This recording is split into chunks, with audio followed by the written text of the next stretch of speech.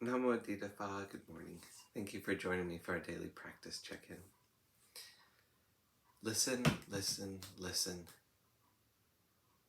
This beautiful sound calls us back to our true home.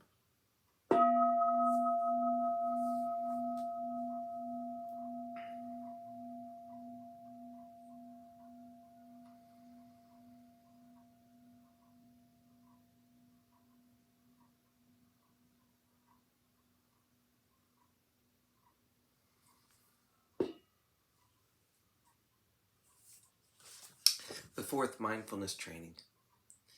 Aware of the suffering caused by unmindful speech and the inability to listen to others, I vow to cultivate loving speech and deep listening in order to bring joy and happiness to others and to relieve others of their suffering. Knowing that words can create happiness or suffering, I'm determined to speak truthfully with words that inspire self-confidence, joy, and hope. I will not spread news I do not know to be certain, and will not criticize or condemn things of which I am not sure. I will refrain from uttering words that can cause division or discord, or that can cause a family or the community to break. I am determined to make all efforts to reconcile and resolve all conflicts, however small.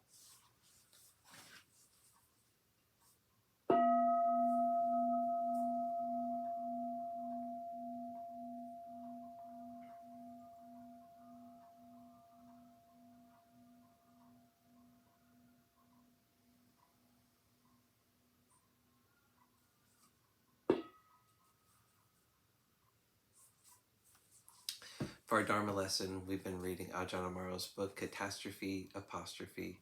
This morning we're finishing a section on the development of insight. When we apply these reflections on anicca, dukkha, and anatta in a skillful way, this brings about a change of heart. This sort of reflection, contemplation, changes the way the heart knows and receives the flow of experience. There's a shift from the usual familiar me and my experience to, here is the quality of awareness, knowing the flow of the way things are. As Ajahn Sumedho would often put it, it is the change of view, the paradigm shift from seeing in terms of me and my problems to, here is the Buddha seeing the Dharma. This is the awake mind, knowing the way things are. We can also see this as a shift from an ego-centered view to a nature-centered view. When we talk about the development of insight meditation, we speak of the active employment of reflections on anicca, dukkha, and anatta. But it is important to understand that the most important aspect of vipassana is this change of heart that comes about as a result of applying this set of reflections, this method. We can sit for many hours reflecting on anicca, dukkha, and anatta over and over. But the point is the change of heart that comes when there is the recognition, oh, this is not really me. The mind doesn't have to be tied to, be limited by this feeling, this thought, this desire, this fear. Oh, in that oh, there is great freedom. That is the point of the practice.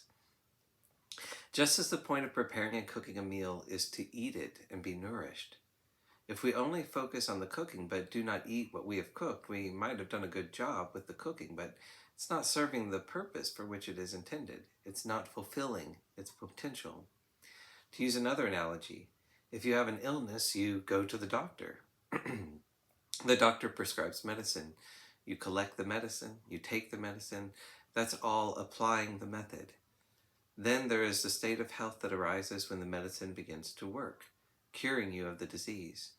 The state of health is the part of going to the doctor and taking the medicine. It is important not just to apply the method of vipassana, but also to consciously experience the results. One final point to make on the development of insight is that it might be that we think we are making the effort to practice vipassana, contemplating the nature of experience with open, unbiased awareness, but the actuality might be something different. Is the mind genuinely attentive to the flow of experience, or is Is it getting lost in moods and thoughts and memories? What is happening? Just because it says Vipassana on the label, is that what is actually inside the tin, as it were? If we are merely calling what is happening Vipassana, but in truth, the attention is caught in the flow of thought and getting lost, be aware of that. Use the posture of the body, use the rhythm of the breath to refocus on the present. Or if you are applying this process in your active life, when walking or running, use the footsteps. If you are on a chair in a business meeting or in a family discussion, consciously feel the weight of your body as an anchor for awareness. The body is always here, irrespective of how intense the situation might be. Take some time to reestablish the quality of attention. Once that steadiness of attention has been reestablished, and there is the quality of focus in the present, then open the sphere of attention once again. We take responsibility for our own practice. We observe and adjust, just as we need to.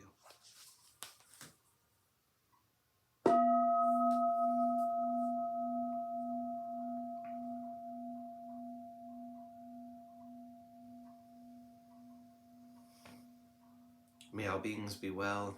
May all beings be happy. May all beings be peaceful. Sadhu, sadhu, sadhu.